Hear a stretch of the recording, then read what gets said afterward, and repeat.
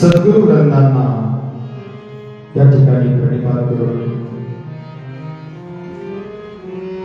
मनमधारी पवन संत महात्मा बसवेश्वर शिवसंत लक्ष्मण महाराज यांच्याही दिव्य चरणाला दंडवत करून माझ्या ज्ञानेश्वर माऊली जगद्गुरु तुकोबाराय नामदेव एकनाथ आदी सर्व संतांच्या पवित्र पावन चरणाला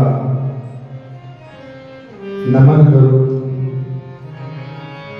शेलू शिवक्षेत्राचा विश्राम स्वरूप असलेल्या माझ्या शंकरलिंग भगवंताला महादेवाला या ठिकाणी नमस्कार करून शिवानुभव मंडपाच्या स्टेजवर उपस्थित असलेले योगेश मूर्ती योगेश स्वामी अंबाजोगाईकर तसंच आमचे कैलास स्वामी फळपती कैलास स्वामी आमचे विठ्ठल व समस्त असणारे माहेश्वर मूर्ती जन्म पंचक्रोशीतून आलेली सर्व सद्भक्त मंडळी शंकरलिंग भगवंताची शंकरलिंग महादेवाची असणारी जुनी कमिटी तसंच सफलतापूर्ण आणि कार्य करणारी आमची नवीन असणारी सर्व सदस्य मंडळी कमिटी सर्व असणारं शिवनाम अखंड शिवनाम सप्ताह मंडळ त्यामध्ये असणारे मातृवर्ग आणि मातृवर्ग या सर्वांच्या हृदयामधील चित्तशक्तीला अभिवादन करून आजच्या या चतुर्थ पुष्प सेवेला आपण सुरुवात करूया.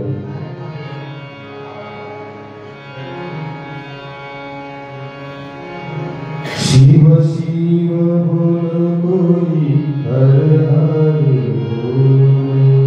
शिव शिवा बोलो कोई हर हर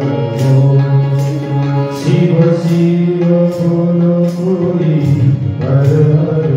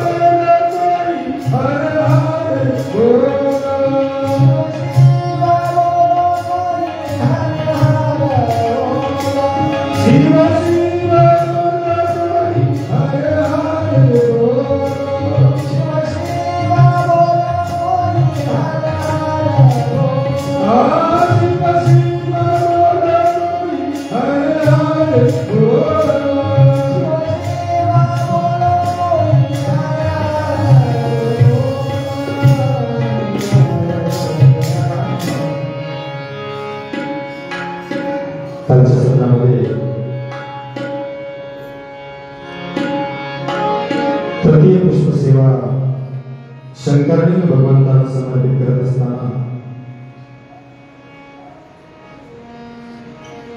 अनुक्रमे ब्रह्मदेव आणि विष्णू परमात्माला आणि शिवलिंगाचं महात्म्य विभूतीचं महात्म्य गुरुचं महात्म्य आणि जंगमाचं महात्म्य काल आम्ही ऐकलं आणि शिवपूजन कशा पद्धतीने करायचं? सज्जनो, आम्ही जर लिंगपूजा करत असाल,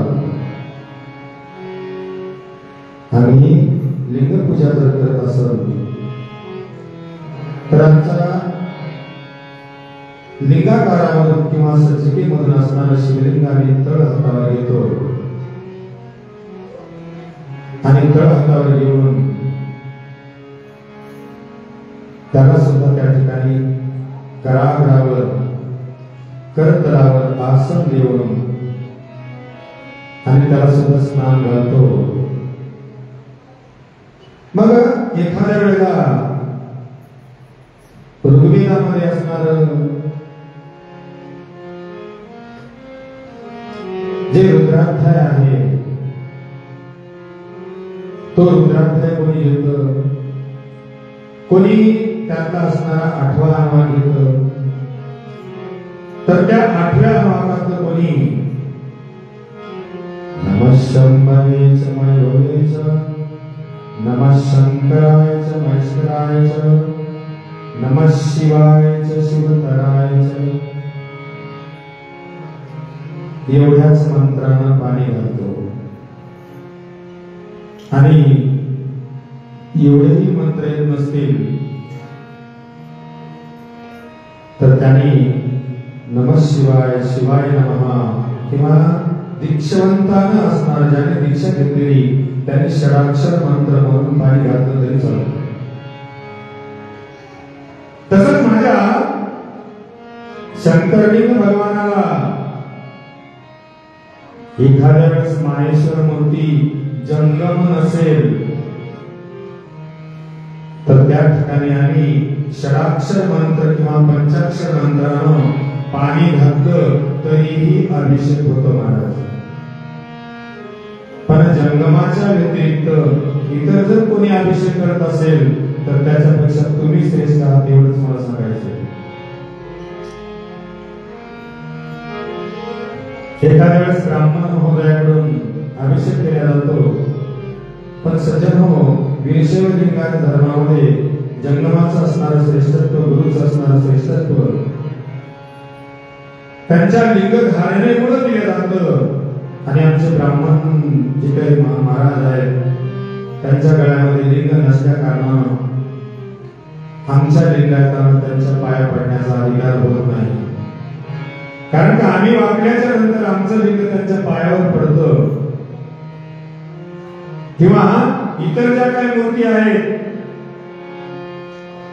मग आमचा महारुद्र देवता असो, प्रभुरामचंद्र असो, विठ्ठल असो, कृष्ण असो, हनुमंत असो, दत्तात्रय असो, वगैरे वगैरे असणारे कोणत्याही देवी देवता असल्या तर आम्हाला मुंडकं टेकून पाया पडण्याचा अधिकार त्या देवांना नाही. आपल्याला मुंडकं टेकून पाया पडता येत नाही. त्याचं कारण आहे, ज्यावेळेस आमचा शिवभक्त अशा इतर देवांच्या मंदिरामध्ये जातो त्यावेळेला आपल्या गळ्यातला असणारा लिंग आपल्या दोन्ही ह्या हातामध्ये घेऊन आणि ते स्वरूप याच्यामध्ये मिश्र आहे म्हणून नमस्कार केला जातो. झुकण्याचं काम नाही माझ्या वीरशैवांना, हाच परमधर्म माझा. आणि लिंगपूजा जी काही आहे तर ती लिंगपूजा करत असताना आम्ही या ठिकाणी काल अक्षतापर्यंत आलो होतो. आहे का कोणाच्या लक्षात? अक्षता समृद्धीचं प्रतीक आहे, लक्ष्मीचं प्रतीक आहे, निर्वयतेचं प्रतीक आहे, कलह शांतीचं प्रतीक आहे, स्मरणशक्ती प्राप्त होण्याचं प्रतीक आहे. आणि म्हणून खंड विखंड झालेले पदार्थ माझ्या शिवाला कधीच समर्पित केले जात नाहीत सज्जन हो. तर अखंड असणारे तांदूळ माझ्या शिवाला समर्पित करायला पाहिजे. त्यानंतर आमच्या सर्वभक्तांनी जर दही समर्पित केलं आमच्या शिवाला तर त्या दह्यामुळं घरामध्ये गोधनाची प्राप्ती होते.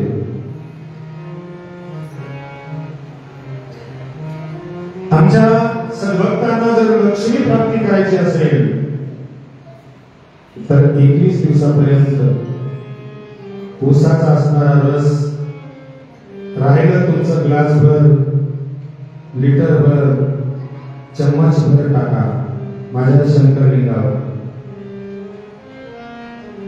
त्याने लक्ष्मी प्राप्ती होती सज्जन. तसंच मध आणि तुपाने सुद्धा लक्ष्मी प्राप्ती होते. मधानं आरोग्य प्राप्ती. क्षयरोग ज्याला झालेला आहे, क्षयरोग, त्याच्या क्षयरोगाची निवृत्ती करण्याचं काम मध करतो. ज्यांना नोकरी लागत नाहीये अशांनी मध समर्पित करावा.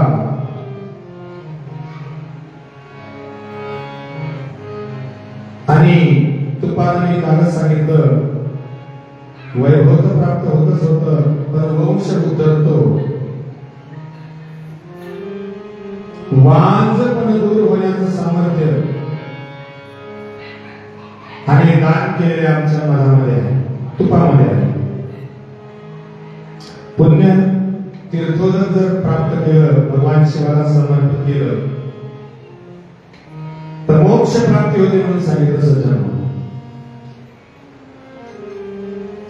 कापूर मिश्रित पाणी जर समर्पित केलं तर ज्वर नाहीसे होतात. विषम ज्वर, हाटी ज्वर, शीत ज्वर आणि ज्वराचे बरेच प्रकार आहेत. हाडी ताप म्हणतो आपण, आणि तसे तापाचे 9 प्रकार आहेत. 9. आणि जे काही तापाचे प्रकार आहेत ते असणार कमी करण्याचं काम आमचं कापूर मिश्रित पाणी. आणि ज्यांचा व्यवसाय चांगला चालत नसेल,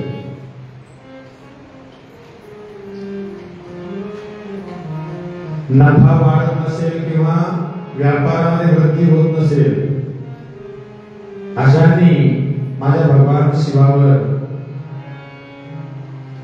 दूध, केशर आणि साखर मिश्र करून समर्पित करत चला महाराज. अवघ्या तुम्हाला 20 ते 21 दिवसाच्या आतपर्यंत जाईल.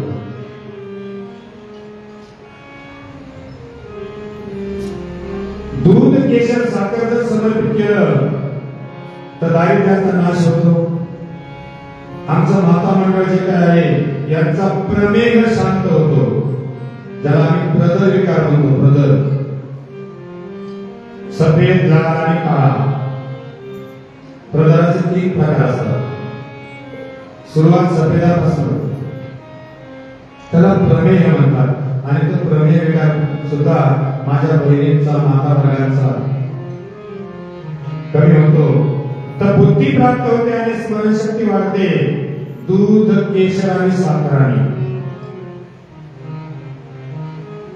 एखादं लेकरू जर जास्त अवचेतपणा करत असेल,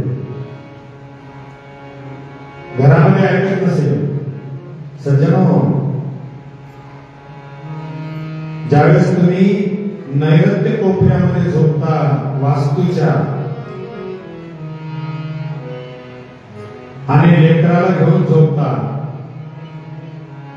नैऋत्य कोपऱ्यात झोपलेलं लेकरू जास्त हट्ट करणार आणि आई वडिलांचं ऐकत नाही. लक्षात ठेवा, वास्तुशास्त्र आहे.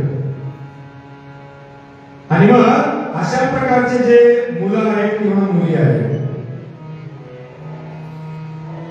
त्यांना ईशान्य कोपऱ्यात झोपावं.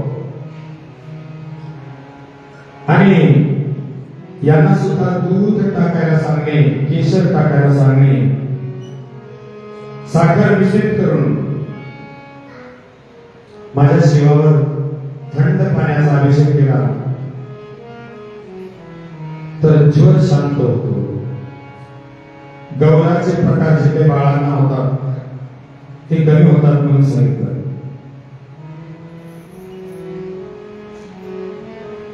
त्यानंतर 1000 जर घृतधारा, तुपाच्या धारा जर आम्ही टाकले त्या ठिकाणी तर वंश विस्तार होतो म्हणून सांगितलं, वंशवृद्धी होते. पंचामृतामुळं वंशवृद्धी, पुत्रप्राप्ती, व्याधींचा नाश, सर्व भोग प्राप्ती, मोक्ष प्राप्ती आणि मन कामना सिद्धी होती म्हणून कालच सांगितलं होतं.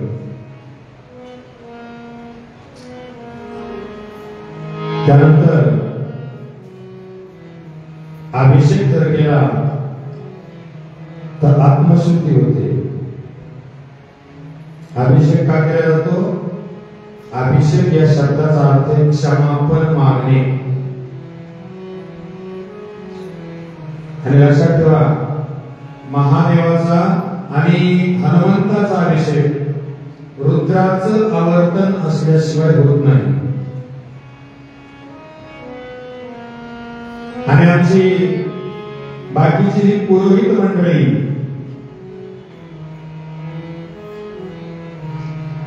उघड करत नाही, जी पुरोहित मंडळी ही रुद्राचं आवर्तन टाकण्यापेक्षा माझ्या शिवावर आणि शिवमहिमाचा अभिषेक करतात महाराज. होत नाही नियमान.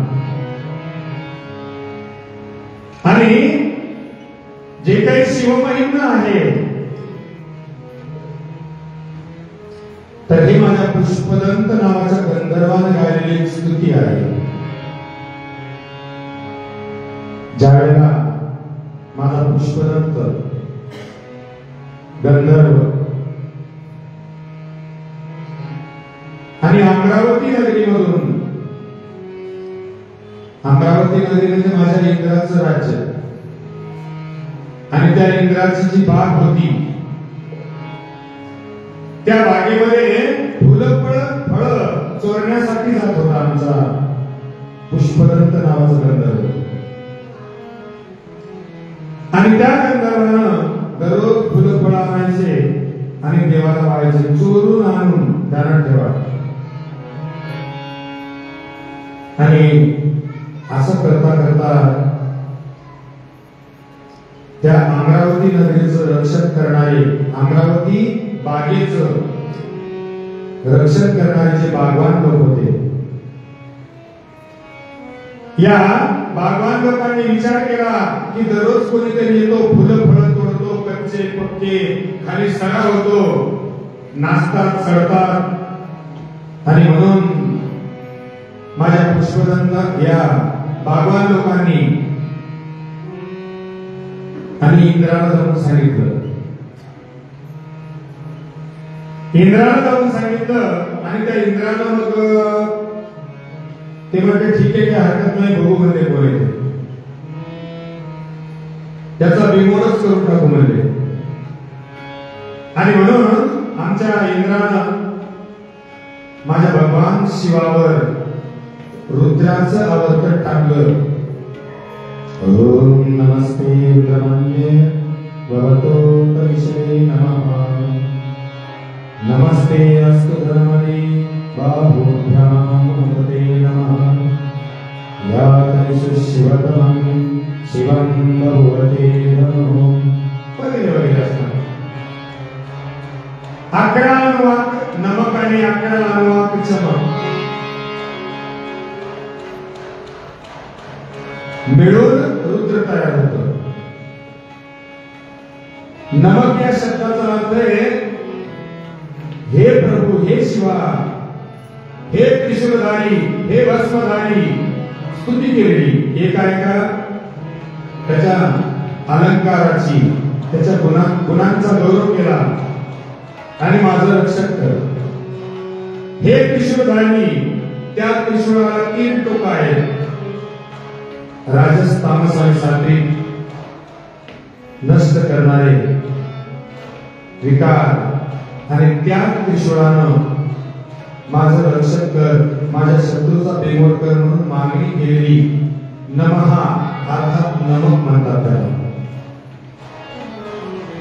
आणि 11 चमक आहे, त्याच्यामध्ये मागणी केलेली की मला ऐश्वर्य दे, वैभव दे, अमुक दे, तमुक दे, जनावर दे, धान्य दे, धन दे, पत्नी दे, पुत्र दे वगैरे वगैरे असणार.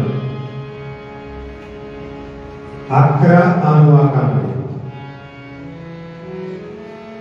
त्याला 4 वेदामध्ये आणि सगळ्या असणाऱ्या स्तोत्र अष्टक जेवढे आहेत सगळ्या ग्रंथामध्ये त्या सर्वात श्रेष्ठ रुद्र महाराज. आणि त्या रुद्राचं असणार आवर्तन माझ्या इंद्रानं टाकलं. आणि इंद्रानं आवर्तन टाकल्याच्या नंतर जे जाणार तीर्थ आहे त्या नालीला असणारा चिखलाचा एक गोळा लावला आणि ते तीर्थ साठू दिलं आणि ते तीर्थ एका बकेटामध्ये भरून आणून सगळ्या बागेच्या बाजूने शिंपडलं. अनुक्रमे आमचा पुष्पदंत नावाचा गंधर्व जो आहे तो गंधर्व आणि निघाला आणि गुप्त रीतीने निघाला आणि जसा निघाला तसा सरळ आतमध्ये गेला. कारण का ज्यावेळेस मनुष्याच्या अंतःकरण प्रवृत्तीमध्ये काम विषयानं घर केलेलं असतं त्यावेळेस मनुष्य अंध बनतो, विषयांत बनतो. त्याला बाकीचं काही दिसतच नाही त्या स्वार्थापुढं, त्या विषयापुढं. आणि म्हणून पुष्पदंत नावाचा गंधर्व आतमध्ये गेला त्यावेळेला पाहिलं नाही, कारण का आसक्ती होती ती फुलं फळं चोरण्याची. आणि मग बाहेर जसा आला, कारण का तृप्तीचं कर्तव्य आम्ही अन्न ग्रहण केल्याच्या नंतरच परिपूर्णतेचा ढेकर उत्पन्न होतो महाराज. ढेकर उत्पन्न झाला की परिपूर्ण जेवण झालं असं मानलं जातं. तर त्या न्यायानं तृप्ती झाली, फुलफळं घेतले आणि फुलफळं घेतल्याच्या नंतर आता निरामय झालं. जसं एखाद्या ठिकाणी जर आपण काही कामाला जात असेल तर घाई घाई घाई घाई जातो आणि एकदा काम झालं की सगळा असणारा सीन संपून जातो आणि मन प्रसन्न होतं. तर त्या न्यायाने आमच्या पुष्पदंत नावाच्या गंधर्वानं मनात प्रसन्नता उत्पन्न झाली आणि बाहेर निघायला सुरुवात झाली फुलं फळं घेऊन. आणि जसं बाहेर निघाला आणि जे कुंपण आहे, कंपाऊंड आहे, ते ओलांडत असताना शिवशिव शब्द असणारे चमकायला लागले. थेंब तीर्थ आणि ते दिसायला लागलं. ज्यावेळेस तीर्थ असणारं शिवाचं निर्माल्य चमकायला लागलं त्यावेळेस त्यांनी मनात विचार केला की आपल्याकडून या तीर्थाचा असणारा अवमान झालाय, अपमान झालाय. याला लांघण्यामध्ये ओलांडण्यामध्ये आपण या तीर्थाचा अपमान केलाय आणि हे एक महापाप आपल्याला घडले. आणि अशा या महापापामधून जर आपल्याला निवृत्त व्हायचं असेल किंवा हे पाप निर्मूलन करायचं असेल तर आमच्या त्या पुष्पदंतानं आणि स्तुती गायली महाराज भगवान शिवाची अपराधाची क्षमा मागण्यासाठी. महिमा पारंते परमविदुषो यज्ञ सद्रसी स्तुतिर्ब्रह्मादीनां अपि तद्वसन्ना स्वैरा अथवा सर्व समधिपरिणामा वदीरन् ममाप्येषा स्तोत्रे हरण्यप्रवाद परिकरः. विको जास्त विको अधीत पंथानां तव च महिमा मनसयो हृदयदिव्यागतेयायं चरितमपि सुंदरपि. आणि अशा पद्धतीनं 42 असणारे श्लोक माझ्या पुष्पदंत नावाच्या गंधर्वानं गायले. शिवा, मी अपराधी आहे आणि मला अपराधाची माझ्या क्षमा कर. आणि म्हणून क्षमा याचना केली आणि शेवटी सांगितलं, महेशांना परुदेव महिम्नो ना परास्तुती.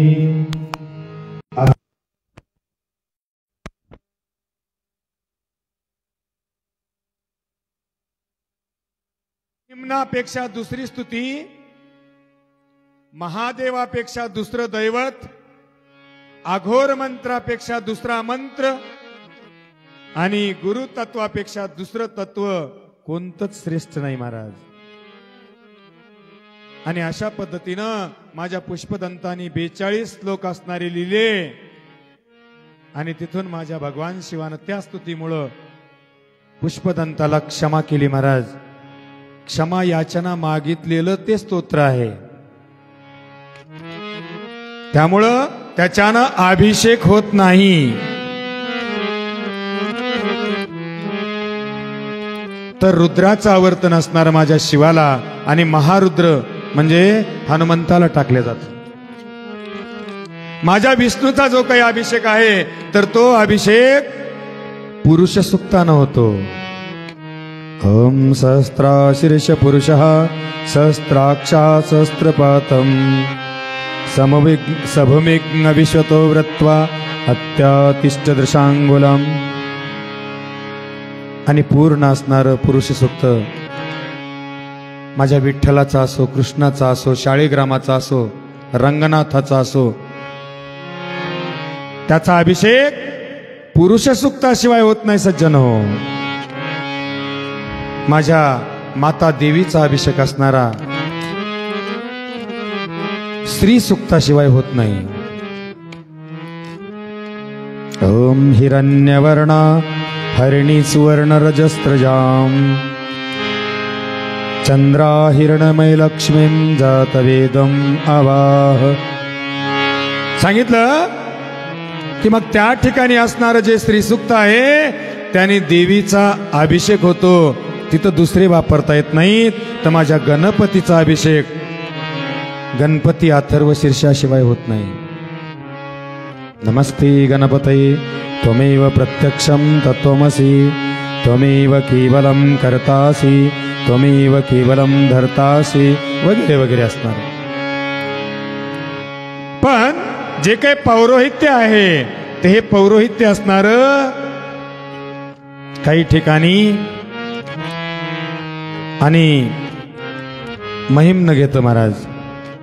तर रुद्राचं आवर्तन जे आहे तर सर्वात श्रेष्ठ असणार रुद्राचं आवर्तन आहे. जेणेकरून तुमच्या एका वर्षामध्ये जेवढे अनंत पाप घडलेले आहेत, जेवढे अनंत पाप घडलेले आहेत एका वर्षामध्ये, परोक्ष आणि अपरोक्ष, डोळ्या देखता आणि डोळ्याच्या माघारी, हे सर्व पाप नष्ट करण्याचं सामर्थ्य एका अभिषेकामध्ये महाराज. नव्हे, अभिषेकाचं महत्वच असं आहे की आमच्या घरातलं दुर्भाग्य नष्ट करून सद्भाग्यामध्ये परिवर्तित करण्याचं काम रुद्र करतं. एवढंच नव्हे, आमच्या घरातली असणारी रोगराई ती कोणत्याही पद्धतीची असो महाराज, ती नष्ट करण्याचं काम रुद्राचं आवर्तन करतं. मात्र त्याच्यामध्ये सातत्य ठेवावं लागतंय. नुसतं एक लोटा जल आणि जिंदगी का हल, तुम्ही अनंत पाप करायचे आणि एकदा पाणी घालायचं देवाला, नाही होणार. त्याच्यामध्ये सातत्य ठेवा, टाकत चला. दररोज नित्य नियम ठेवा. एक नियम ठेवा, तुमचं अनुष्ठान होईल. आणि अनुष्ठान झालं तर तुमचं तेज बल कांती वाढते. आणि जेवढं बल तेज कांती वाढले तेवढं तुमच्यामध्ये एक ताकद येते. आणि त्या ताकदीचं असणारं तेज फाकत फाकत फाकत जे वैरी शत्रू आहेत त्यांच्यावर पडतं. आणि जो तुम्हाला भौतिक ताप देणारे लोक आहेत यांची दुर्बुद्धी ही सद्बुद्धीमध्ये परिवर्तित होते. वैर संपवण्याचं काम, अनेक प्रकारच्या बिमाऱ्या नष्ट करण्याचं काम. सज्जन हो, आमच्या शिवलीला अमृतच्या 7व्या अध्यायामध्ये राजा भद्राईचं चारित्र्य दिलेलं आहे आणि त्या भद्राईच्या चारित्र्यामध्ये शांडिल्य नावाच्या ऋषीनं वज्रबाहू नावाच्या पत्नीचा, 2 पत्न्या होत्या वज्रबाहूला, एकीला संततीच नव्हती म्हणून तिनं तिचीच बहीण सवत म्हणून करून घेतली आणि अनुक्रमे अहोभाग्यरूपानं त्या सवतीला असणारा पुत्र झाला. जशी गरोदर राहिली तसं सगळं असणारं जग तिला हातावर झेलू लागलं, तिची वाहवा करू लागलं, तिला प्रेम देऊ लागलं आणि मग ती मोठी होती, तिला असणारा द्वेष निर्माण झाला बहिणीबद्दल, सवतीबद्दल. आणि अनुक्रमे त्या मोठीनं असणार विष गरोदर असणाऱ्या आपल्या सवतीला दिलं आणि ते असणारं विष ज्यावेळेस शरीरात पांगलं त्यावेळेस आमच्या त्या बाळाच्या सर्व अंगावर असणारं आणि जखमा झाल्या आणि जशा जखमा झाल्या आणि जन्माला आलं तसं लहा लहा लहा लहा करू लागलं. त्यावेळेला आमचे शांडिल्य नावाचे ऋषी त्या ठिकाणी आले आणि शांडिल्याने पाहिलं, सांगितलं दैवगती न्यारी. मनामध्ये विचार केला आणि सांगितलं, स्पष्ट रीतीनं उल्लेख केला, काय हे असणारं भाग्य या राजपुत्राचं. जन्माला आल्याच्या नंतर सर्व अंगावर बिमारी झालेली आहे, आतूनही विष आणि बाहेरूनही विष, गर्भातच विष दिलं गेलं आणि तो बाळ असणारा लहा लहा लहा लहा करत होता महाराज.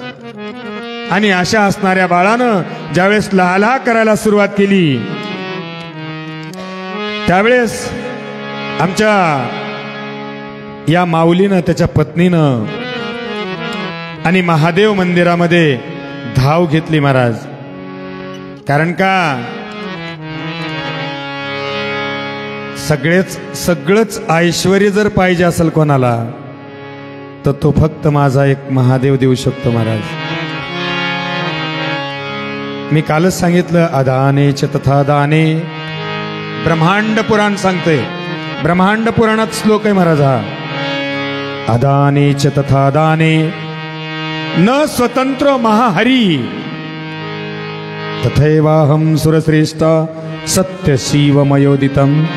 सांगितलं की अदान घेणे आणि तथा दाने म्हणजे देणे, दातृत्व भाव असला पाहिजे महाराज. आमच्या घरी बरंच ब्रह्मांड आहे पण सप्ताह आली की पंगत द्या वाटत नाही. सप्ताह आली की पंगत द्या वाटत नाही. अन्नदानाचं महत्व मी शेवटच्या दिवशी सांगण्याचा प्रयत्न करेल सज्जनो. श्रीमंती किती जरी असली तरी त्या ठिकाणी दातृत्व असावं महाराज. आणि म्हणून आमच्या जंगम लोकांना किंवा जे यात्रेमध्ये दिंडीमध्ये लोक फिरतात त्या अनुभवी लोकांना विचारा महाराज.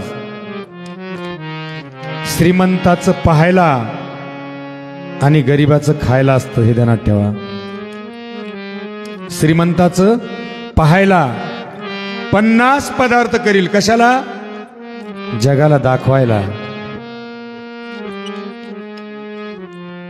शेकडो असणारे मोठे पदाधिकारी असणारे जेव घालील, घ्या घ्या साहेब, घ्या घ्या साहेब, घ्या घ्या. आणि 2 जर अतिथी आले तर त्यांना म्हणे, चला निघा निघा, पुन्हा या शेवटला. धिक्कार असो त्या दातृत्वाचा.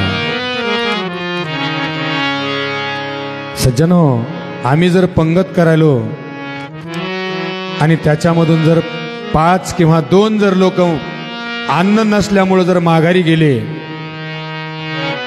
तर जेवढं तुम्ही 1000 नाही 5000 लोक जेव घाला त्याला अर्थ उरत नाही त्या दानाला. म्हणून जे दिंडीतले लोक किंवा आमच्यासारखे जंगम लोक जे आहेत यांना माहित असतं स्वादिष्ट आणि रुचकर पदार्थ कोणाच्या घरी होतात. श्रीमंताच्या घरी बरेचसे असणारे अधिकारी कर्मचारी मोठमोठाले लोक येतात म्हणून त्याला या लोकांची किंमत नसते. तर जो गरीब असतो त्याला वाटतं आपल्याला कधी वर्षात घडतच नाही. या महाराज या तोंडावर पडूस तर पुढं पुढं करतो तो. काय काय खाऊ घालू आणि काय काय नाही तो गरीब करतो महाराज. आणि जिथं अंतःकरणाची त्या दानामध्ये समर्पित अवस्था आहे ते अन्न असणारं अत्यंत रुचकर लागतंय. पण जिथं पंगत दिल्या जाती आणि सांगितलं जातं अगोदर 2 टोपले नुकती मदत नेऊन ठेव सगळी संपून जाईन आणि मग वाढ. सज्जन हो, आम्ही ज्यावेळेस अन्न दान करतोय काय करतोय? अन्न दान करतोय. दान शब्दामध्ये अर्थ आहे.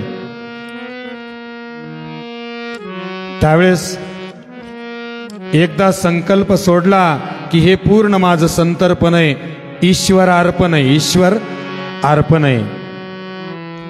त्यावेळेस त्याच्यामध्ये कोणतीही असणारी संकुचित अवस्था आमच्या मनात आली नाही पाहिजे.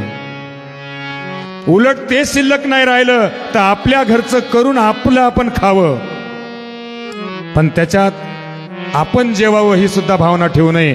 दान करत्यानं महाराज त्याला दान म्हणावं. आणि असा असणार हे दातृत्व भाव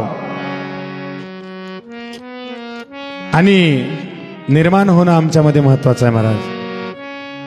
पण आमच्यामध्ये संकुचित वृत्ती निर्माण होते आणि निर्माण झाली की द्वेष मत्सर निर्माण होतात आणि द्वेष मत्सर निर्माण झाले की दानी वृत्ती संपून जाते. आमच्या वज्रबाहूच्या असणाऱ्या पत्नीनं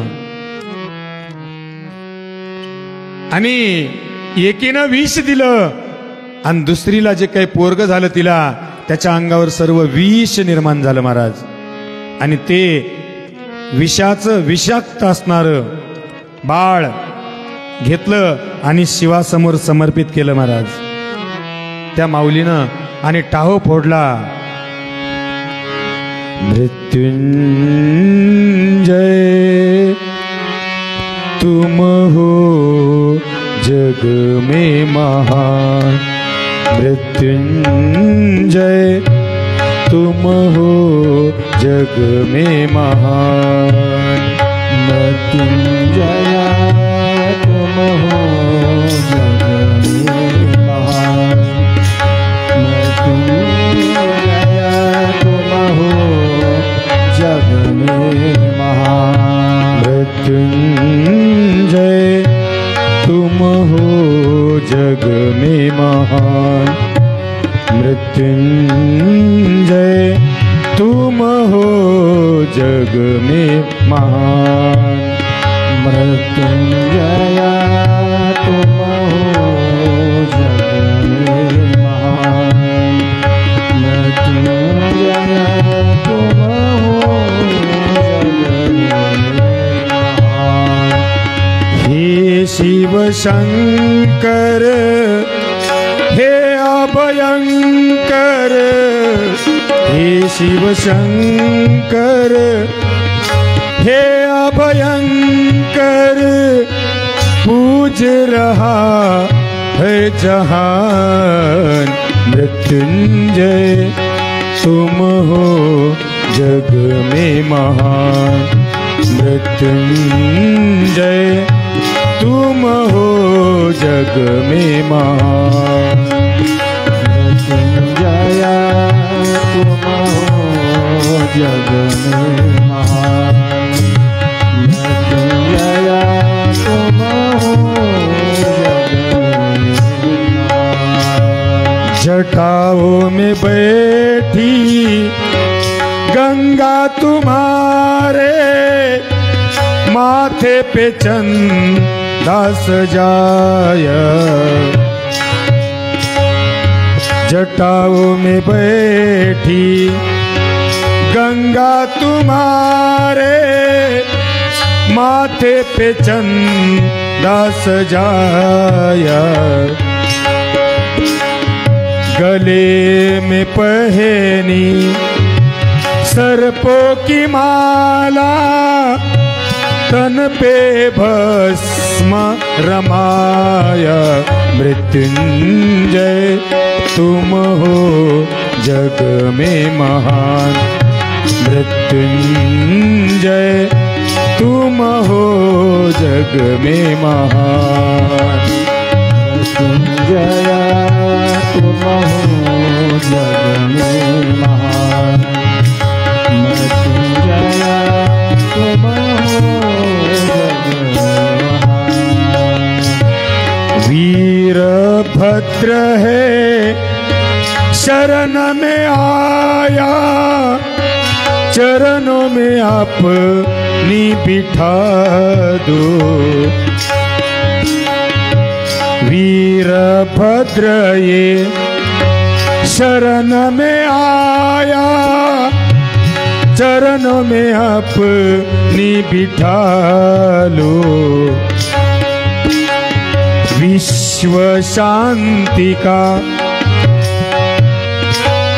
बीड़ा उठाया, अब तुम प्रभु संभालो। मृत्युंजय तुम हो जग में महान, मृत्युंजय तुम हो जग में महान। मृत्युंजय तुम हो जग में महान, मृत्युंजय तुम हो जग में महान। हे शिव शंकर हे अभयंकर, पूज रहा है जहान। मृत्युंजय तुम हो जग में महान, मृत्युंजय तुम हो जग में महान। सांगितलं महाराज, हे मृत्युंजया, तू मृत्यूवर विजय मिळवणारास देवा. आणि म्हणून ती माऊली शरण गेली. आपल्या बाळाला असणार शिवपिंडी समोर टाकलं, डोळ्यातून अश्रुधारा गळायल्यात. आणि अश्रुधारा गाळत असणारी आमची वज्रबाहूची पत्नी, तेवढ्यात आमचे शांडिल्य ऋषी आले.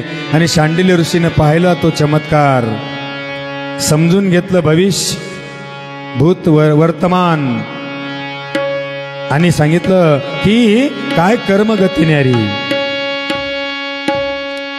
त्यावेळेस त्या स्त्रीनं विचारलं, हे प्रभू, आणि आम्हाला सांगा काय हे बाळ असं जन्माला आलं.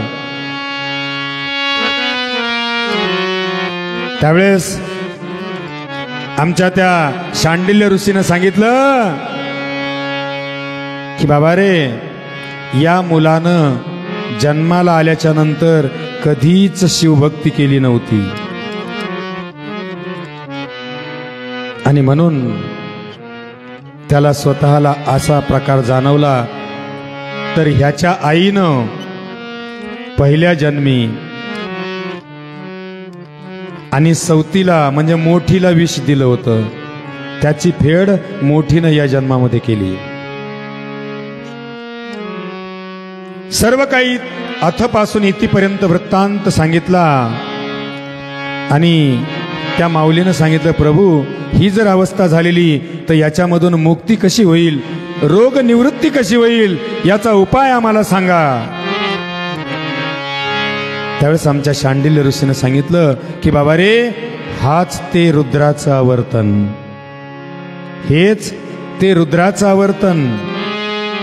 आणि रुद्राचं आवर्तन टाक शिवलिंगावर, आणि त्या शिवलिंगाचं जे तीर्थ आहे ते तीर्थ असणारं याला आंघोळ घाल. रोग नष्ट होतील त्या तीर्थाच्या आंघोळीनं. तेच असणारं तीर्थ त्याला पाज, आतले असणारे विषारी रोग नष्ट होतील आणि शरीराची असणारी त्या शांती होऊन जाईल, रोगाची शांती होऊन जाईल. आणि आमच्या शांडिल्य ऋषीनं असणारं आपल्या जवळचं भस्म घेतलं महाराज, त्या बाळाच्या अंगाला लावलं, बाळाच्या अंगाला लावलं आणि कानामध्ये मंत्र बोलला, कानामध्ये मंत्र सांगितला. आमच्या त्या माऊलीनं त्याच्या आईनं रुद्राचं असणारं आवर्तन पुरोहिताकडून माहेश्वर मूर्तीकडून टाकलं आणि जसं शांडिल्य ऋषीनं सांगितलं त्या पद्धतीनं त्याला स्नानही घातलं आणि तीर्थही प्राशन करायला लावलं. अनुक्रमे माझ्या त्या बाळाचा असणारा दिव्य देह झाला महाराज, दिव्य देह. एवढं तेजपुंज बाळ झालं की ज्याचं आयुष्य संपत आलेलं होतं त्यानं 10,000 वर्षापर्यंत, किती 10,000 वर्षापर्यंत पृथ्वीचं राज्य केलं. आणि एवढं ज्ञान प्राप्त झालं त्याला की त्याचं नाव भद्रायू ठेवलं गेलं. त्या मुलाचं नाव भद्रायू ठेवलं गेलं. त्या भद्रायूचं जर तुम्ही चारित्र्य ऐकलं किंवा नुसता जर तो अध्याय तुम्ही घेत राहिले तर तुम्हाला कोर्ट कचेरी अमुक टमुक जे काही समजा संकट आहेत त्याच्यावर निश्चित विजय मिळाल्याशिवाय राहत नाही महाराज, ही माझी अनुभूती आहे. आणि राज्य कसं चालवावं परिपूर्ण ज्ञान जीवनाचं त्या 7व्या अध्यायामध्ये दिलं. वाचून पहा. सांगायचं तात्पर्य की माझ्या शिवावर रुद्राचं आवर्तन जर टाकलं तर आरोग्य प्राप्त होतं, अनेक असणाऱ्या बिमाऱ्या नष्ट करण्याचं सामर्थ्य तीर्थामध्ये माझ्या महाराज. आणि त्या रुद्र आवर्तनामध्ये परखड असणारा जरी पितृदोष असला तरी असणारे 3 वर्ष लगातार एक लघुरुद्र करून पहा महाराज. खास तर पाहायला गेलं तर एकाच लघुरुद्रामध्ये पितृशांती होऊन जाते, पित्रांची पितृदोषा शांती होते. तरी पण मी 3 वर्ष सांगायलो करा म्हणून. त्या रुद्राच्या आवर्तनाचं फळ अशा पद्धतीचं आहे. आणि असं हे रुद्र असणारं माझ्या शिवावर आणि प्रत्येक असणाऱ्या सद्भक्तानं करणं आवश्यक आहे महाराज, जेणेकरून अनंत पाप नष्ट करतं. मी मागच्या वर्षी सांगितलं होतं की शेतकरी लोकांकडून अनंत पाप घडतात. नांगरणी केली, किडे मुंग्या मागं उत्पन्न होतात, बगळे खातात. एवढे जीवजंतू मारण्याला कारण कोण? आमचा शेतकरी आहे. पिकावर मावा पडतो आणि फवारणीनं अनेक जीवजंतू मारतो तो शेतकरी. अनंत पाप आहेत. कंसावरचं बसलेलं पाखरू ताटावरचं अन्नावरचं पाखरू गोपनीनं उडवतो, महापाप आहे. आणि आमचे व्यापारी लोक किंवा आम्ही सुद्धा आहोत तर डोळ्या देखत किंवा डोळ्याच्या माघारी अनंत पाप करतो महाराज. नुसतं ओल्यावरून जरी आम्ही गेलो तर अनंत जीवाच्या हत्या आमच्या पायाखाली होतात. आणि असे असणारे पाप नष्ट करण्यासाठी आणि रुद्र अत्यंत श्रेष्ठ आहे महाराज. त्यानंतर आणि धान्य कशा पद्धतीनं समर्पित करावं, कोणतं धान्य? सज्जन हो, ज्यांना ऐश्वर्य पाहिजे असेल आणि पापातून मुक्ती करून घ्यायची असेल, जसं आमच्या भद्रायूचं चारित्र्य संपलं आणि इकडं आमच्या पुष्पदंत नावाच्या गंधर्वानं जे की तीर्थ ओलांडलेलं होतं आणि त्या ओलांडण्याचं पाप त्याला लागलेलं होतं. शंकरानं त्याला मुक्ती दिली, त्याचाही दिव्य देह केला.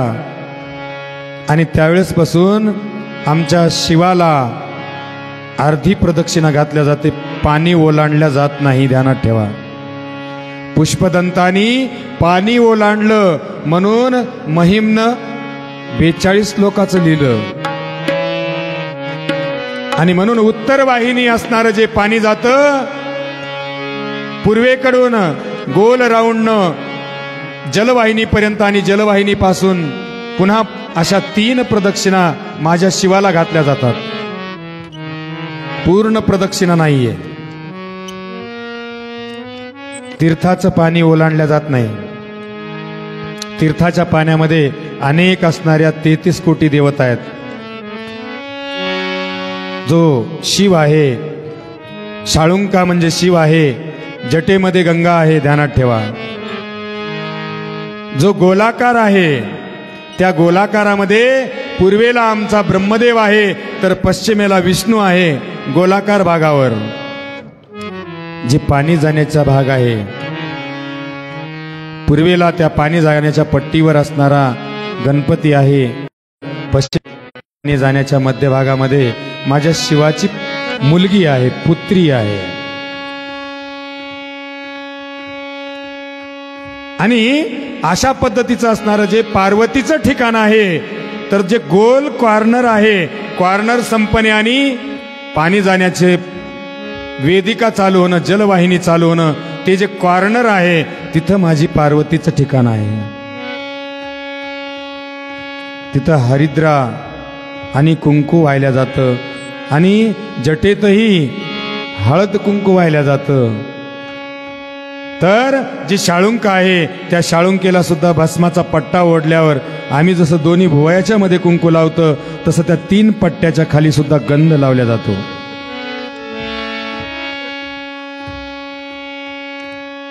जे आमच्या आज्ञाचक्राला झाकण्याचं ठिकाण गंध करतं महाराज. मी आज 2 वर्षीच सांगितलं हा भाग. त्याच्यामुळे प्रत्येकानं गंध लावणं महत्वाचं आहे.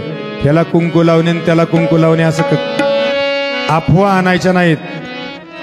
आणि जे धर्मशास्त्रात आहे तेच करण्याचा प्रयत्न करायचा. विधी काय आहे आणि निषेध काय आहे याचं वर्म जाणून भक्ती करा सज्जन हो. या ठिकाणी ज्यांना सत्ता पदवी अधिकार पाहिजे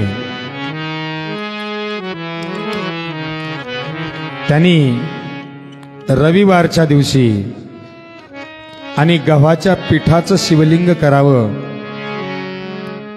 आणि त्याची पूजा घरी आपल्या प्रसन्नतेनं करावी आणि त्याचं सोमवारी विसर्जन करावं. आमच्या रावणाची आई कैकसी ही सुद्धा पिठाचे लिंग तयार करत होती आणि शिवाची आराधना करत होती. रावण गेला आणि सांगितलं, हे आई, हे काय वेड्यावानी करतेस ग? उठलं सुटलं पीठ घेते, त्याचं लिंग बनवते आणि दुसऱ्या दिवशी विसर्जन करते. थांब थोडं, तुला कायमचंच लिंग आणून देतो मी. आणि म्हणून त्या कैकसीपासून आमचा रावण निघाला, शंकराकडे गेला, घोर तपश्चर्या केली. शंकर प्राप्त व्हायला तयार नाहीत. एक एक मुंडकं काढून व्हायला सुरू केलं.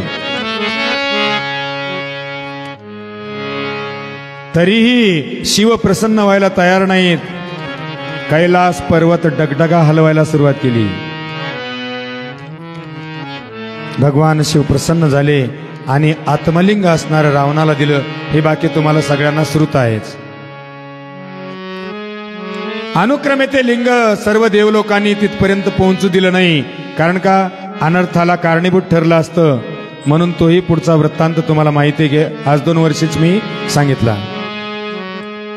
ती असणारी कैकसी पिठाचे लिंग करत होती. त्याच्यातलं सामर्थ्य असणारं आमच्या ग्रंथकाराने सांगितलं. गव्हाचं असणारं जे वैभव आहे, तर सत्ता पदवी अधिकार सन्मान मान मिळवण्याचं काम गहू असणारे करतात आणि त्याचं पिठाचं शिवलिंग करून अनुक्रमे 31, 51, 108 जे काही तुम्हाला रविवार करता येतील, मात्र संकल्पित करून करा. आणि एकदा संकल्प केला की पुन्हा परांगमुख होऊ नका, माघारी येऊ नका, सोडून देऊ नका मध्येच. सज्जनो, तुम्हाला जर करायचे नसले तर नका करू. पशुपती तुमचे काय ते म्हणतात ते, आम्ही त्याला पाशुपत म्हणतो. पण 2 करून मध्येच सोडून देऊ नका, कारण त्याच्यासारखं महाघोर पातक कोणतं नाही. अर्ध्यामध्ये सोडून कोणतंच व्रत देऊ नये.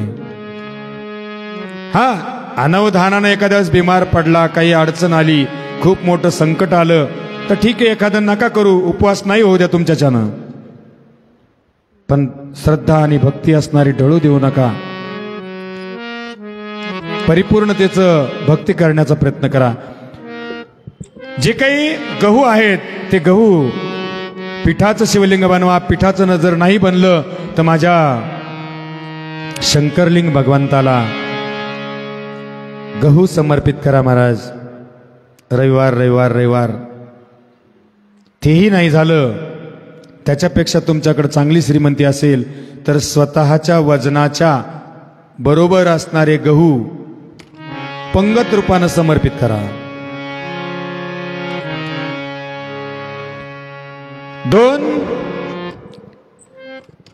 तांदूळ असणारे, तांदूळाच्या पिठाचं शिवलिंग आणि सोमवारी करावं. आता तांदूळ भगवान शिवाला समर्पित केल्याच्या नंतर काय काय फायदे होते हे मी तुम्हाला अगोदरच सांगितलेत. स्मरणशक्ती वाढते, कलह दूर होतो, वैर कमी होतो, लक्ष्मी प्राप्ती होते, आरोग्य सुधारतं, स्मरणशक्ती वाढते, बुद्धी तेजस्वी होते. आणि तेवढे असणारे फळं आमच्या तांदूळाच्या पिठाचं शिवलिंग बनवून मंगळवारी विसर्जन करा पूजा करून. अनुक्रमे 31, 51, 108 जे काही तुम्हाला संकल्प करायचा तेवढे मात्र कंटिन्यू करा. निश्चिततेनं यश प्राप्ती होऊन जाईल तुम्हाला. नंबर 3, मसूर डाळ. जे कर्जाच्या डोंगरानं, कर्जानं घायाळ व्याकुळ झालेला आहे, रडकुंडी परिस्थिती आलेली, सावकार दाराला यायला लागलेला आहे सारखा आणि कर्ज फिटायला तयार नाही, जगणं मुश्किल झाले, सुसाईड करा वाटायले, अशा व्यक्तींना मसुराच्या डाळीचं शिवलिंग बनवा महाराज आणि त्याचं मंगळवारी पूजन करा. किंवा मसूर डाळ असणारी माझ्या शंकरलिंग भगवंताला समर्पित करा. जे काही तुमच्या घराजवळ असणारं शिव मंदिर आहे तिथं समर्पित करा. 2 असणारे किंवा 3 असणारे मंगळवार करून पहा, तुमचे तुम्हाला अनुभव येत राहील. ही अनुभूती महाराज. सावकार जरी तुमच्या घरी येत असला आणि तो त्रास देत असला की दे माझं धन, दे माझे पैसे, करून बघा. 2 असणाऱ्या मंगळवारच्या नंतर किंवा 3 मंगळवारच्या नंतर तो तुम्हाला त्रासच देणार नाही, तुम्हाला माग लागणार नाही दे म्हणून. त्यानंतर मसूर डाळीचं जे शिवलिंग आहे तर हे पती पत्नीमध्ये होणारे जे भांडणं आहेत, पती आणि पत्नीमध्ये न बनणे. का बनत नाही पती पत्नीमध्ये? ज्यांच्या जन्मकुंडलीमध्ये सज्जन हो रवी आणि मंगळ एका ठिकाणी येतो, 10 घरापैकी 12 घरापैकी कुंडलीचे 12 ठिकाण, आणि त्या 12 घरापैकी कोण्याही एका घरात जर रवी आणि मंगळ आला तो विच्छेद योग होतो. म्हणजे दोघांना विच्छेद करण्याचं सामर्थ्य ते. डिस्प्यूट तयार होणार, भांडणं तयार होतात, एक पार्टी इकडे एक पार्टी इकडे होते, बेबनाव तयार होतो पती पत्नीमध्ये. नवरा बायकोमध्ये. आणि अशी अवस्था ज्या वेळेला असेल त्यावेळेस मसुराच्या डाळीचं शिवलिंग बनवा, त्याला लाल फुल व्हा आणि गुळ ठेवा. 2, 5, 11, 21, 31 जे काही तुमचा संकल्प आहे तो करा. तुमच्या घरातले कलह किरकिऱ्या बनमान्या ज्या आहेत त्या शांत झाल्याशिवाय राहणार नाहीत निश्चिततेनं. जे डिस्प्यूट आहेत एकमेकांचे मन परिवर्तन घडलेले असतील त्या कलहाची असणारी शांती होऊन जाईल. ऋण कर्ज असणारं फिटून जाईल महाराज. निश्चित आहे, हे निश्चित आहे. संपत्ती प्राप्त होईल आणि ऋण संपून जाईल. ज्याच्या घरामध्ये आणि माइंड इफेक्ट झालेला आहे, ज्याच्या घरामध्ये माइंड इफेक्ट होतो. माइंड इफेक्ट का होतो? जन्मकुंडलीमध्ये जर बुध ग्रह नीच राशीचा असेल, म्हणजे मीन राशीमध्ये 12वी रास मीन, आणि त्या मीन राशीमध्ये जर बुध असला तर त्या ठिकाणी असणारा बुद्धीचं आणि 3 पद्धतीनं त्याचं विभाजन होतं. एक तर एखादं लेकरूप अपंग जन्मतं, पंगू जन्मतं, मंद बुद्धी जन्मतं, त्याला अल्पबुद्धी म्हणावं. डॉक्टरकडे नेलं तर डॉक्टर सांगतो याचं जसं जसं वय वाढन तसतसं याची बुद्धी विकसित होईल. एक. दुसरं, अत्यंत हुशार असल्यामुळं फॅट बसणं आणि चक्रम होणं. आणि तिसरं, विपरीत बुद्धीनं वागणं, दुराचार करणं. हे 3 असणारे प्रकार. बुध बिघडला निश्चिततेनं तो माइंड इफेक्ट म्हणजे चक्रम झाल्याशिवाय राहत नाही, वेडा झाल्याशिवाय राहत नाही. ती स्त्री असो पुरुष असो घरातला. आणि मग अशा पद्धतीनं किंवा एखाद्या वेळेस जर ब्रह्मपिशाच बाधा घराला असेल, ब्राह्मण, जंगम किंवा गोसावी यांच्या घरचं असणारं काही जर घेतलेलं असेल, जागा जमीन काही धन जर घेतलेलं असेल तर त्याला ब्रह्मपिशाच बाधा म्हणतात महाराज. त्या ब्रह्मपिशाच्या बाधेमधून मुळे सुद्धा पंगू लेकर जन्मतात आणि माइंड इफेक्ट होतात. असे जर समजा घरामध्ये आमच्या होत असतील तर माझ्या भगवान शिवाला, शिवलिंगाला बुधवारच्या दिवशी मुगाच्या पिठाचं शिवलिंग बनवा. टकरासहित, हिरव्या टकरासहित, पालिशची डाळ नाही, हिरव्या टकरासहित असणारं मुगाच्या डाळीचं शिवलिंग बनवायचं. आणि मुगाच्या डाळीचं शिवलिंग बनवून त्याची पूजा मनोभावानं करा आणि गुरुवारी त्याचं विसर्जन करा. अनुक्रमे संकल्पित करा किती बुधवार करायचे तुम्हाला ते. निश्चिततेनं त्याच्यामध्ये फायदा होईल. अनुक्रमे ज्यांच्या घरामध्ये चक्रम लोक झालेत त्यांना हिरवा कपडा आणि काळा कपडा घालू देऊ नका. मंगळवारच्या दिवशी त्या व्यक्तीच्या अंगावरून काळी घोंगडी, काळी चादर किंवा काळी शाल उतरा आणि शिव मंदिरामध्ये, मठामध्ये दान देऊन टाका. धर्मशाळेमध्ये दान दिली तरी चालते. पुन्हा हे 6 महिन्यातून 2 वेळा करा. बघा त्याच्यामध्ये फरक पडतो की नाही. त्यानंतर चना डाळ, गुरुवारी असणारं चना डाळीच्या पिठाचं शिवलिंग बनवा. ज्यांच्या घरी असणारी संपत्ती टिकत नाहीये, ज्यांच्या घरी असणारे पोटाचे विकार, अपेंडिक्सचे विकार, जठराचे विकार उत्पन्न व्हायला लागलेत, आमच्या माता भगिनींना प्रमेह विकार जे काही उत्पन्न व्हायला लागलेत, हे पोटाचे विकार 2 गुरुवार करून पहा महाराज. तुम्हाला नाही फरक पडला तर मला फोन करा. चना डाळीच्या पिठाचं शिवलिंग बनवा आणि त्याची विधियुक्त आणि मनपूर्वक पूजा करा. अपेक्षा पूर्ण नाही, त्या दिवशी सांगितलं म्हणून त्या पिठाचं लिंग बनवा, पण समर्पित व्हा त्याला, त्या लिंगाला समर्पित व्हा. शुक्रवारी त्याचं विसर्जन करा संकल्पित होऊन. किंवा माझ्या शंकरलिंगावर असणारं बुधवारी मूगडाळ, तक्राची डाळ आणि गुरुवारी असणारी चना डाळ समर्पित करून बघा. सुवर्ण दान केल्याचं फळ आहे महाराज. तेवढं वजनाचं सोनं दान केल्याचं फळ आहे. आणि आमच्या घरी असणारं दारिद्र्य निश्चिततेनं राहणार नाही. जिथं दारिद्र्य आहे तिथं पैशाला पैसा लागल्याशिवाय राहणार नाही. व्यासपीठावरून सांगायलो महाराज तुम्हाला मी, जाणवणार नाही.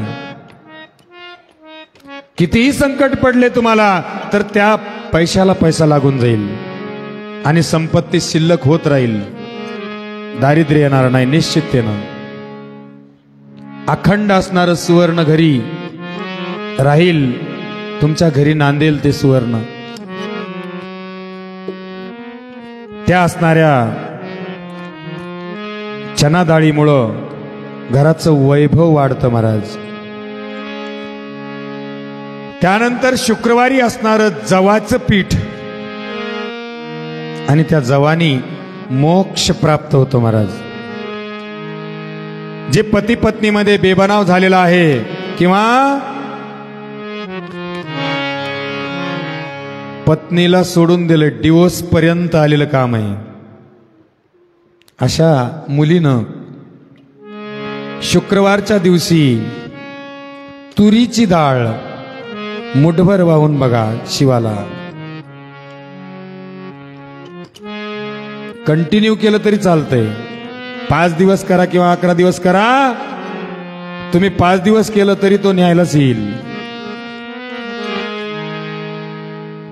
जवाचं पीठ जे आहे ते शुक्रवारी असणारं त्याचं शिवलिंग बनवा किंवा माझ्या शंकरलिंगावर समर्पित करा. जवा सातू सातू, त्याने मोक्ष प्राप्त होतो आणि सौभाग्य प्राप्ती होते. सौभाग्य प्राप्ती. पती पत्नीमध्ये प्रेम निर्माण होतं आणि दोघ जण एका विचारानं नांदायला लागतात. दोघात डिस्प्यूट तयार होत नाही. जरी विभक्त झालेले असतील तरी एक रूपानं नांदायला लागतील. आणि अनुक्रमे जवा असणाऱ्या आमच्या मोक्ष प्राप्ती करून देतात महाराज. त्यानंतर उडीद, त्याचं शिवलिंग शनिवारी बनवलं तर आमच्या घरामध्ये भूत प्रेत पिशाच जे काही जारण मारण वशीकरण उच्चाटन मोहन जो आम्हाला भौतिक ताप होतोय, अघोरी विद्येचा किंवा दैविक बाधा म्हणतात त्याला, त्या बाधा नष्ट झाल्याशिवाय राहत नाहीत महाराज. उडीद त्याचं शिवलिंग बनवा आणि त्याची मनोभावे पूजा करा. त्याच्यासोबत काळे तीळ मिक्स केले तरी चालतात. परत काळ्या तिळाचंही शिवलिंग बनवलं शनिवारी तर मोक्ष प्राप्ती होते, वैभव प्राप्त होतं, स्मरणशक्ती वाढते. जारण मारणवर बाधिक पिढेवर असणारं एक औषध आहे महाराज काळे तीळ. किंवा माझ्या शिवलिंगाला वहा, पिठाचं शिवलिंग बनवता येत नसेल तर. त्यानंतर आमच्या भगवान शिवाला जर श्रीफळ समर्पित केलं तर त्या ठिकाणी सर्व भोग प्राप्ती होते, मोक्ष मिळतो आणि मनोकामनांची सिद्धी होते. नारळ नारळ श्रीफळ म्हणजे कळतंय ना मी बोलतो ते? ऐकू येतंय का सगळ्यांना? का उठून जाऊ? नमः पार्वतीपते शिव हर हर महादेव.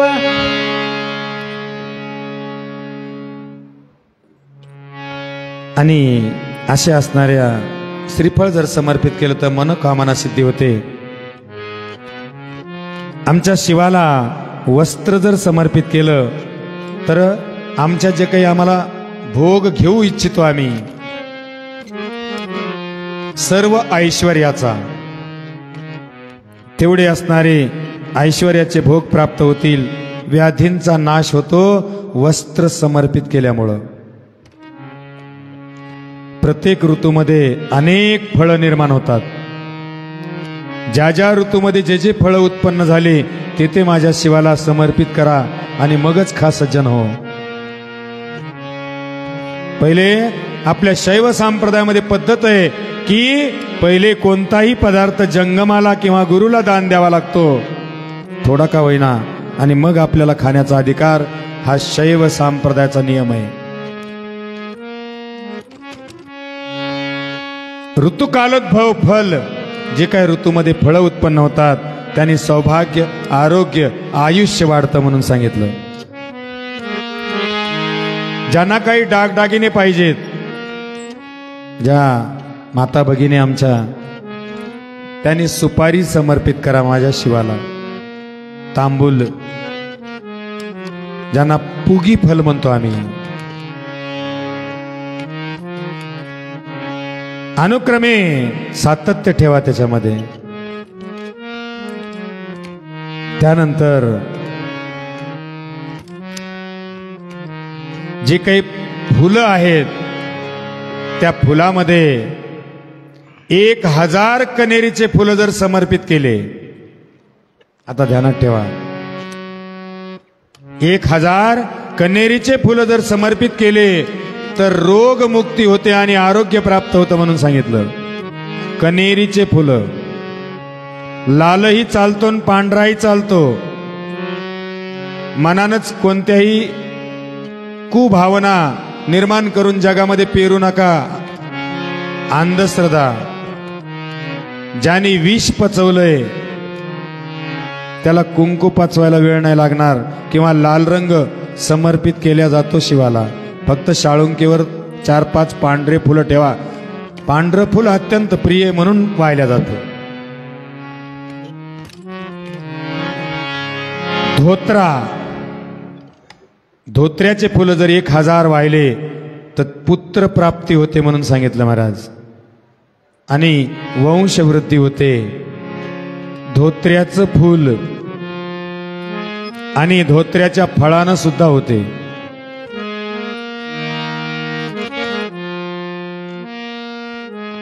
एवढंच नव्हे, धोत्रा असणारा तुम्हाला संपत्ती प्राप्त करून देतो महाराज. महाशिवरात्रीच्या दिवशी 2-3 आमच्या धोत्र्याचे फुलं आणा, पांढरे असो की निळा धोत्रा असो. निळा धोत्रा शत्रू नष्ट करतो आणि आमच्या घराला बाधिक पीडा होऊ देत नाही. निळा धोत्रा, त्याला काळा धोत्रा म्हणतो कोणी. आणि असे असणारं धोत्र्याचं फळ महाशिवरात्रीच्या दिवशी किंवा शिवरात्रीच्या दिवशी आणायचं. प्रत्येक महिन्याची शिवरात्र असते आणि संध्याकाळच्या त्याला हळदीच्या पाण्यामध्ये त्या फळाला भिजवा किंवा हळदी लावा आणि संध्याकाळी 11च्या जवळपास किंवा 11:15 वाजता शिव मंदिरामध्ये स्नान करून जा. सर्व साहित्य घेऊन धोत्र्याचे फुलं आणि फळ पूजा केल्याच्या नंतर शाळुंकेवर असणारे धोत्र्याचे फुलं वाहा आणि पाणी जिथं जातं त्या दोन्ही भागाच्या मध्यभागी आणि फळ वाहा. आणि ते फळ वाहिल्याच्या नंतर तुमची सर्व पूजा संपल्याच्या नंतर निघायची वेळ आली आमची घराकडं. त्यावेळेला तिथं मनसोक्त असणारी दक्षिणा, तिथं गुरव पुजारी कोणी जर असेल तर त्याला द्या. तिथं संकुचितपणा करू नका, खिशातून जे निघल ते द्या. आणि सांगा त्याला माझ्या ओठीमध्ये असणार ते फळ टाका. आणि जर यदा कदाचित पुजारी गुरव नसेल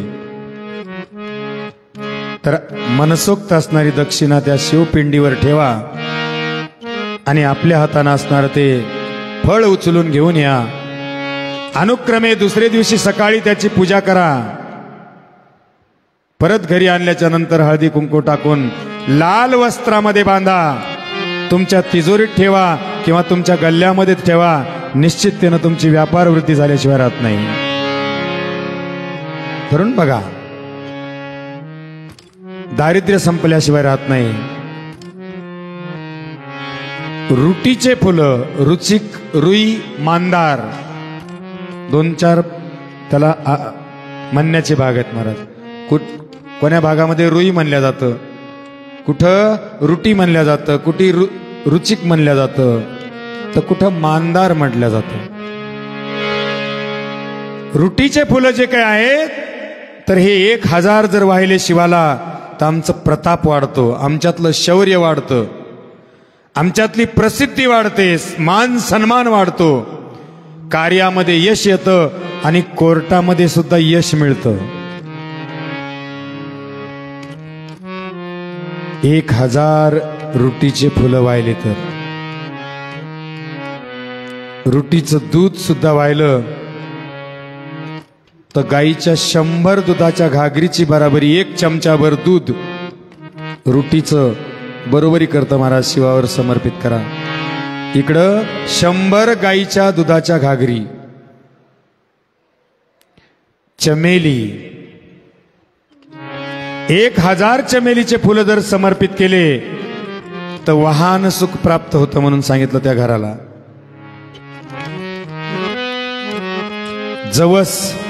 जवसाचे जर 1000 फुलं वाहिले शिवाला तर विष्णूची कृपा आमच्यावर होते म्हणून सांगितलं. सांधेवाताचे त्रास घरातले कमी होतात. 1000 जुईचे फुलं वाहिले तर घरामध्ये समृद्धी प्राप्त होते, अन्न प्राप्त होतं आणि लक्ष्मी प्राप्त होते.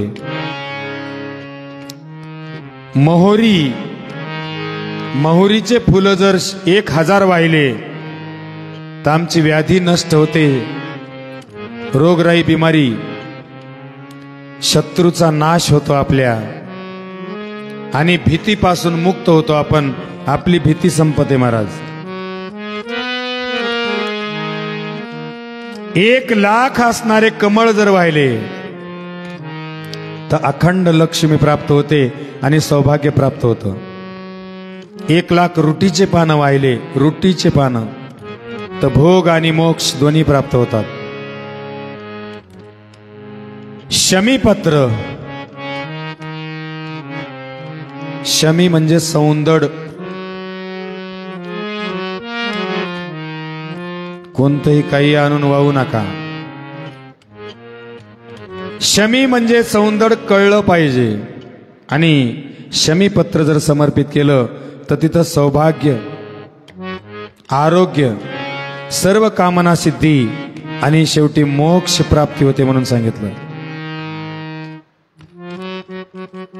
पिवळी सरसो, पांढरी मोहरी म्हणतात त्याला, ती जर शिवाला समर्पित केली तर आमच्या शत्रूंचा नाश होतो.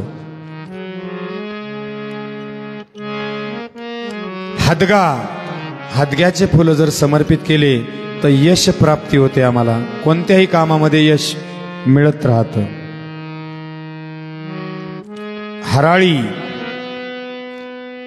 हराळी जर शिवावर वाहिली तर त्यांनी आयुष्य वाढतं म्हणून सांगितलं. आयुष्यामध्ये वृद्धी होते. आमच्या माता माऊलींचा असणारा प्रमेह रोग सुद्धा दूर होतो. आणि निश्चिततेनं मी तुम्हाला सांगतो, जर तुम्हाला सफेद प्रदर होत असेल, माऊल्यांनो, माझ्या बहिणी सगळ्या, तुम्ही करून बघा. सकाळी असणारा अनाशपोटी असणारी हराळी ताजी शिवावर समर्पित करा आणि ती असणारी समर्पित केलेली हराळी आणून त्याचा रस काढून घ्या. 7 दिवस घेऊन पहा, निश्चिततेनं तुम्हाला फायदा झाल्याशिवाय राहत नाही. अनुभूती आहे माझी. दवबिंदू जे दहीवर पडतं, दहीवर धुई धुई, त्या पानावरचे जे काही पाणी आहे ते सुद्धा तुमचे आयुष्य वाढवतं म्हणून सांगितलं.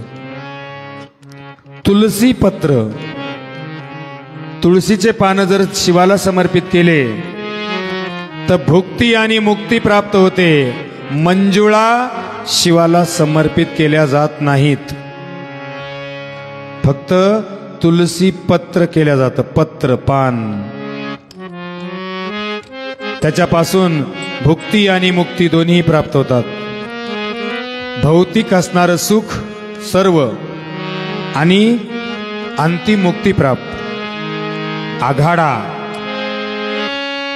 आघाड्याचे 1000 पानं किंवा जर आम्ही समर्पित केले शिवाला तर त्यानेही भुक्ती आणि मुक्ती प्राप्त होते, आरोग्य सुद्धा प्राप्त होतं. ज्यांना शिरांचं दुखणं आहे, शिरांचं दुखणं, दाताची ठणक आहे, त्यांनी करून बघा. दाताचा दाढेचा विकार ज्यांना आहे त्यांना तो निश्चिततेनं कमी होतो. याने सुद्धा भुक्ती आणि मुक्ती प्राप्त होते. जास्वंदाचे फुलं जर शिवाला समर्पित केले माझ्या तर त्यांनी शत्रुनाश होतो म्हणून सांगितलं. मोगरा, 1000 जर मोगऱ्याचे फुलं व्हायला गेले शिवाला माझ्या तर सुलक्षणी पत्नी प्राप्त होते. मुलांना आणि मुलींना सुलक्षणी पती प्राप्त होतो. चंदन, कालच चंदनावर मी बोललो. साधं चंदन आणि लाल चंदन जर समर्पित केलं तर मनशांती प्राप्त होते आणि मोक्ष प्राप्ती होते. तेल आणि कापूस, माझ्या शिवाला तेल आणि कापूस जर वाहिला समर्पित केला तर आमच्या घरातला कुष्ठरोग, त्वचा विकार जे काय आहेत, पांढरे लाल डाग, खाज खरूज गज करणं, भगंदर, फिशर, जे काही स्किन डिसीज ज्याला म्हणतो आम्ही, ते सगळे असणारे विकार कमी करण्याचं काम तेल आणि कापूस करतो शिवाला समर्पित केलं तर. प्राजक्त म्हणजे पारिजातक, पारिजातकाचे 1000 फुलं जर आम्ही वाहिले तर आम्हाला सौभाग्य प्राप्त होतं, सुख संपत्ती प्राप्ती होते, अन्नाची वृद्धी होते आमच्या घरी, अन्न वाढतं आमच्या घरी. हिरडा, मिरे, वस्त्र, काकडी हे जर आम्ही शिवाला समर्पित केले तर आमच्या क्षय रोगाची आणि अनेक रोगाची शांती होते म्हणून सांगितलं. माझ्या शिवाला दक्षिणा ठेवली तर मनःकामना पूर्ण होते आणि लक्ष्मी प्राप्ती होते आणि सर्व सौख्य प्राप्त होतं. दक्षिणा जर ठेवली तर. गंध लावला तर पुण्य प्राप्ती होते. तांबूल ठेवला तर जे काही आमच्या मनाला येणारे भोग आहेत प्राप्त व्हावे, ते भोग प्राप्त होतात महाराज, वैभव रूपाचे. त्यानंतर धूप असणारा, त्यात काही जणांच्या शंका आहेत महाराज की शिवाला असणारा चाफा वाहिला जात नाही. काही जणांच्या शंका आहेत, पण माझ्याकडे असणारं त्याचं संस्कृत श्लोकामधून दिले त्यांनी. चाफ्याचे 3 प्रकार आहेत, 3 प्रकार. साधा चाफा, सोन चाफा, अशा पद्धतीनं. आणि निश्चिततेनं तुम्ही तो चाफा सांगत तुम्हाला सज्जन हो, एक